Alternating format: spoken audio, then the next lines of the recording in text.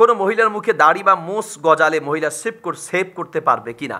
উত্তর হচ্ছে, মহিলাদের যদি সামান্য পরিমাণ, অনেক সময় হয় যে আমরা দেখি যে অনেক মহিলার হচ্ছে মুখে পুরুষের মতো দাড়ি মোষ, সামান্য হলে এটা তো সমস্যা নেই, বরং এটা দৃষ্টিকটু লাগে না। একান্ত যদি একদম পুরুষের মতো দাড়ি হয়ে যায় বা পুরুষের মতো মোষ গজায়, তাহলে সেই ক্ষেত্রে যদি সেই মোষ বা দাড়ি কাটতে চায় সেভ বা অন্য কোনো পন্থায় বা অন্য কোনো মেডিসিন দিয়ে যদি সেগুলোকে উপড়ে ফেলতে চায়, তাহলে শরীয়তে এটা জায়েজ আছে।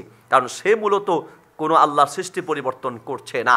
সে কি করছে, যে যেটা তার জন্য অবাঞ্ছিত, যেটা স্বাভাবিক থাকার কথা নয়, সেটাই সে দূর করছে।